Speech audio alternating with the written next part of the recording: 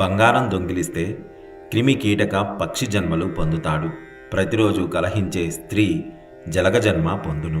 భర్తను కాదని పరపురుషుణ్ణి కోరిన స్త్రీ బల్లి లేదా 2 తలల పాము జన్మ పొందును. తాపస స్త్రీతో క్రీడింపనెంచినవాడు మరుభూమిలో పిశాచ జన్మ పొందును. ఇంకా ఈడేరని బాలికతో క్రీడింపనించినవాడు అడవిలో కొండచిలువగా జన్మిస్తాడు. గురు భార్యతో క్రీడింపనించినవాడు తొండ జన్మ పొందుతాడు. రాజపత్ని మిత్రుని భార్యతో క్రీడింపనించినవాడు గాడిద జన్మ పొందుతాడు. దేవలకుడు కోడిగా జన్మిస్తాడు. అతి కాముకుడు గుర్రంగా జన్మిస్తాడు. జీతానికి దేవాలయంలో అర్చన చేసేవాడు దేవలకుడు. సర్వకర్మలకు ఇతడు బహిష్కరింపదగినవాడు.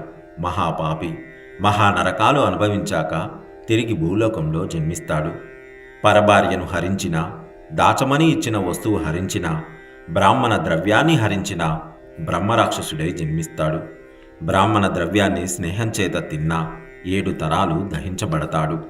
ఇంకా బలత్కారంగానో చౌర్యం చేతనో బ్రాహ్మణుని సొత్తు కాజేయ చూస్తే వాని వంశం నిర్ధూమధామమైపోతుంది. రాతిపొడిని గాని లోహాల పిండిని గాని జీర్ణం చేసుకోవచ్చేమో గాని బ్రాహ్మణుని ధనాన్ని జీర్ణింపచేసుకోవడానికి 3 లోకాల్లో ఎవరితరము కాదు. దేవ బ్రాహ్మణ ద్రవ్యములను ఏ రీతిగానైనా హరింపజూస్తే వారి కులములు నశిస్తాయి. బ్రాహ్మణాతిక్రమణం చేసినా ఇదే గతి. తనను ఆశ్రయించుకొని ఉన్న వేద శాస్త్ర పారంగతుని కాదని ఇతరునికి ఇచ్చే దానం బ్రాహ్మణాతిక్రమణం అవుతుంది.